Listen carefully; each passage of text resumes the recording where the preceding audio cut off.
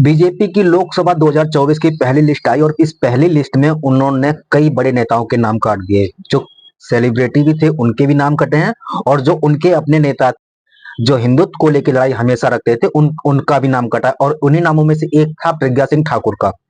प्रज्ञा सिंह ठाकुर का आपने नाम जरूर सुना होगा क्योंकि ये बीजेपी की भोपाल से एमपी थी और गांधी गोडसे को लेकर इनके हमेशा बयान रहते हैं जो हमेशा गोडसे के सपोर्ट में रहते हैं। इन्हें ही लेके प्रधानमंत्री मोदी जी ने यह भी कहा था कि मैं प्रज्ञा सिंह ठाकुर को कभी दिल से माफ नहीं करूंगा और ये शायद उसी के 2024 में प्रधानमंत्री ने प्रज्ञा सिंह ठाकुर का टिकट काट दिया। यहां तक ये वाली बात समझ आ रही थी। बट आपने अक्सर यही सुना जिन जिनके टिकट उन्होंने सीधे सीधे राजनीति से संन्यास लेने की घोषणा कर दी कि अब वो आज के बाद कभी चुनाव नहीं लड़ेंगे, राजनीति से संन्यास लेते हैं। और कई बंदे ऐसे हैं जिन्होंने टिकट खुद ही। ठाकुर ने ऐसा नहीं किया, उनका धन्यवाद नहीं किया बीजेपी पार्टी का या नड्डा जी का कि आपने राजनीति से संन्यास ले रहे हो या चुनाव नहीं लड़ूंगी। उन्होंने इसका विरोध करना शुरू कर दिया। अब ये प्रज्ञा सिंह ठाकुर का पहला वीडियो। हमें शर्म आ रही है आज कहने में कि हमारी भाजपा का विधायक सुदेश राय जी का ठेका है। ये मुझे प्रशासन ने बताया, लोगों ने बताया विधायक जी का है, ये सुदेश राय जी का ठेका है और गैर कानूनी चल रहा है। ये हमें बड़ी लज्जा आ रही है इस बात में। इसलिए ये जिस प्रकार से भी चल रहा है ये कठोरतम कार्रवाई इस पे होना चाहिए।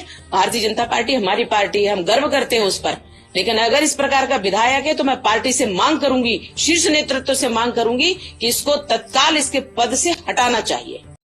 वीडियो तब आया जब वो खुद ही हथौड़ी लेके उस दुकान पे पहुंच गई जहां पे वो ठेका था और खुद ही उस हथौड़ी से वो ताला भी तोड़ने लगी।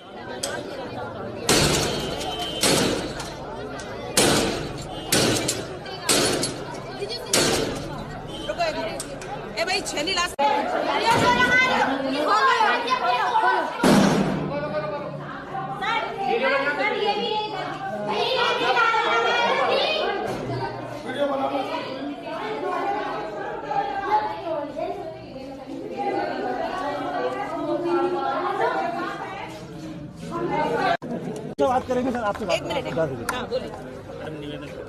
क्योंकि स्वीकृत हो रहा है हम इसके संबंध में आपकी जो वो है कि जो इसके संबंध में चिंता है हम लिखित में प्रशासन को भेज दे रहे हैं। उसमें 2-3 दिन में डिसाइड करते हैं इसका निराकरण। स्वीकृति किसने दी यहाँ? स्वीकृति किसने दी यहाँ? स्कूल के सामने स्वीकृति किसने दी ये बताओ, मुझे ऑर्डर दो। स्वीकृति का लिखित पत्र दो मुझे, बिल्कुल मंगाओ। कितनी देर में? व्हाट्सएप मंगाओ, स्वीकृति मंगाओ। फिर मैं पूछती हूँ किसने स्वीकृति दी यहाँ, उसकी मैं खबर लेती हूँ। स्कूल के सामने दारू के ठेके चलाएंगे आप लोग?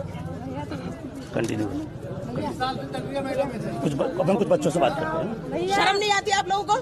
खड़े हैं, एक मिनट। वो एक ठेका है जिसका लाइसेंस नहीं है और इसके ठीक सामने ये ठेका है, ये रोड है और ठीक इसके सामने एक स्कूल है, ठीक उसके बाजू में सरकारी स्कूल भी है। यहाँ बालिकाओं ने आकर, महिलाओं ने आकर मुझे शिकायत की कि ठेका है। ऐसे ही मैं पिछली बार आई थी तब ठेके की शिकायत आई थी। मैंने सीओ की उपस्थिति में, टीआई की उपस्थिति में उनसे कहा और उन्होंने कहा हम बंद करवाते हैं। मेरे पास एक वीडियो आया कि सरकारी जो ठेका ये है वो बंद किया जा चुका है और उसका वीडियो देख करके मैंने मान लिया कि हाँ ठीक है, अब ये ठेका बंद हो चुका है। लेकिन आज मैं फिर से आई हूँ, मुझे इन सबकी शिकायत मिली कि ठेका चालू है, ठेका बंद नहीं हुआ है।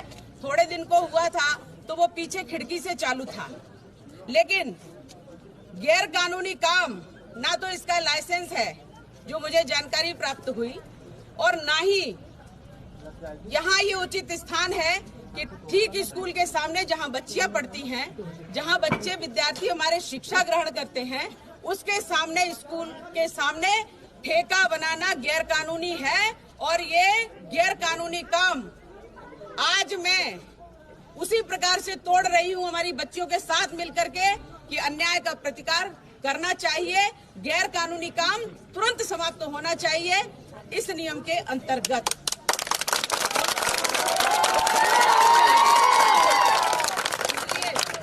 बड़े बड़े पत्थरों का अब सवाल ये है कि क्या प्रज्ञा सिंह ठाकुर को ये बात टिकट कटने के बाद पता चली कि बीजेपी के एक एमएलए वहां पे इलीगली शराब का ठेका चलाते हैं? ये वाली बात पहले नहीं पता थी, या ये वाली बात किसी को भी नहीं पता थी? खैर जो भी बात हो, अब प्रज्ञा सिंह ठाकुर थोड़ा एक्शन में है, इस बार देखते हैं उनकी ये बयानबाजी कहां तक जाती है।